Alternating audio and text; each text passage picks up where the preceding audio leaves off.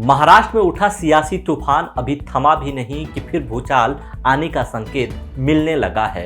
एकनाथ शिंदे की शिवसेना, अजीत पवार की एनसीपी, फडणवीस की भाजपा के बीच सियासी तलवारें निकल चुकी हैं। आरोप प्रत्यारोप का दौर फिर शुरू हो गया है। एकनाथ शिंदे गुट को लगता है कि अजीत पवार को उप मुख्यमंत्री बनाकर और सरकार में शामिल करके भाजपा ने उसको कमजोर कर दिया है, उसके पर काट दिए हैं। वहीं अजीत पवार गुट को लगता है कि शपथ लिए हुए मंत्रियों को विभागों का बंटवारा न करके एकनाथ शिंदे उनका हक मार रहे हैं। इन सब के बीच भाजपा भी सुकून से नहीं है।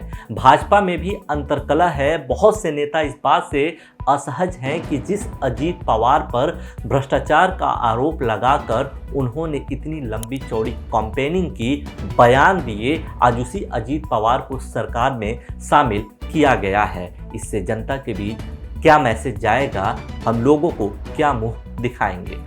महाराष्ट्र सरकार में वैसे तो विवाद के कई बिंदु हैं, लेकिन सबसे बड़ा विवाद अजीत पवार गुट और एकनाथ शिंदे गुट के बीच उभर कर सामने आ रहा है। वजह है मंत्रियों के विभागों का बंटवारा। अजीत पवार ने अपने 9 साथियों के साथ डिप्टी सीएम पद का शपथ तो ले लिया है, लेकिन उनको अब तक कोई विभाग आवंटित नहीं हुआ है। उनकी मांग वित्त मंत्रालय की है। फिलहाल वित्त मंत्रालय देवेंद्र फडणवीस के हाथ में है।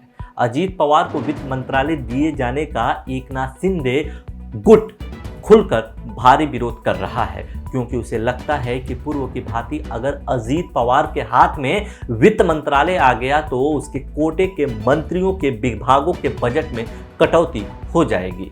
शिंदे गुट वैसे तो शुरू से ही अजीत पवार को सरकार में शामिल किए जाने के खिलाफ रहा है। हालांकि भाजपा हाईकमान ने एनसीपी विधायकों को अपने साथ शामिल करके एकनाथ शिंदे की पावर और बार्गेनिंग क्षमता को कम तो कर ही दिया है। हालांकि बदली हुई परिस्थितियों में नुकसान भाजपा को भी उतना ही उठाना पड़ रहा है। हालात इतने खराब हो चुके हैं कि भाजपा को भी यह बात समझ नहीं आ रहा है कि इन दोनों गुटों के बीच में वो समझौता कैसे कराए। महाराष्ट्र सरकार में जो इस समय हलचल चल रही है, उसमें केंद्र में यही है कि अजीत पवार गुट मलाईदार विभाग मांग रहा है और शिंदे गुट देना नहीं चाह रहा। अजीत पवार के सरकार में शामिल होने से शिंदे गुट खुद को ठगा हुआ महसूस कर रहा है। आपको जानकारी के लिए हम बता दें कि एकनाथ शिंदे गुट के 15-20 विधायकों ने थोड़े समय पहले ही शिवसेना के प्रमुख उद्धव ठाकरे को फोन किया और यह बात बोला कि उन्होंने पार्टी छोड़ने के बाद भी आदित्य ठाकरे और आप के खिलाफ कोई भी गलत शब्दों का प्रयोग नहीं किया। इससे इस बात पर स्पष्ट मुहर लग जाता है कि आने वाले कुछ दिनों में हो सकता है कि एकनाथ शिंदे के साथ भाजपा में शामिल होने वाले कई विधायक फिर से उद्धव ठाकरे की तरफ चले जाएं। वहीं भाजपा भी महाराष्ट्र में बदली हुई परिस्थितियों में इस समय खुद को असहज महसूस कर रही है। किसी भी तरह सत्ता हासिल करने के लिए उसने एकनाथ शिंदे को मुख्यमंत्री तो बना दिया। अब अजीत पवार भी सार्वजनिक मंच से यह बयान दे रहे हैं कि मैं मुख्यमंत्री बनना चाहता हूं। भाजपा को यह बात समझ नहीं आ रहा है कि इन सब के बीच देवेंद्र फडणवीस का भविष्य क्या होगा। भाजपा हाईकमान शायद यह बात सोच रहा होगा कि अजीत पवार को सरकार में शामिल करने से विधायकों की संख्या बढ़ जाएगी, सरकार और स्थिर और मजबूत हो जाएगी, शिंदे ग्रुप की बार्गेनिंग पावर कम हो जाएगी, तो फडणवीस को मुख्यमंत्री बनाया जा सकता है। लेकिन अजीत पवार के डिप्टी सीएम बनने की आकांक्षा से भाजपा के महत्वाकांक्षाओं पर पानी फिरता हुआ दिख रहा है।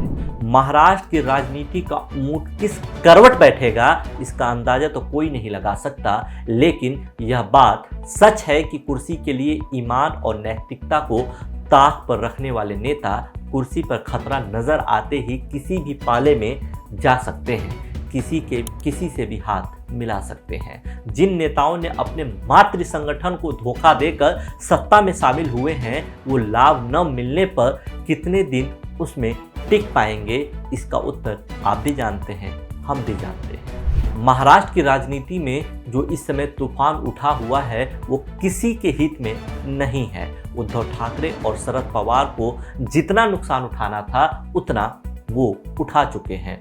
अब नुकसान उठाने की बारी भाजपा, एकनाथ शिंदे गुट और अजीत पवार गुट की है। नुकसान इस वजह से भी उठाना पड़ सकता है क्योंकि सब के सब सत्ता के लोभ और लालच में एक दूसरे के साथ आए हैं, वरना वैचारिक रूप से देखा जाए तो भाजपा एक कोने पर खड़ी है, एकनाथ शिंदे की शिवसेना दूसरे कोने पर है, तो अजीत पवार की एनसीपी कहीं दूर से दूर तीसरे कोने पर खड़ी है। बस एक कुर्सी ही है जो इन सबको एक साथ जोड़े हुए है, लेकिन वो कुर्सी कितने दिन रहेगी और किसके हिस्से में रहेगी, सारी लड़ाई आने वाले वक्त में इसी को लेकर होने वाली है। इसकी शुरुआत एकनाथ शिंदे गुट ने कहीं ना कहीं कर दी है और आने वाले वक्त में यह स्पष्ट हो जाएगा कि यह सरकार कितने दिन चलेगी और इस विशेष कुर्सी प्रेम वाली मित्रता की एक्सपायरी डेट कितने दिनों की है।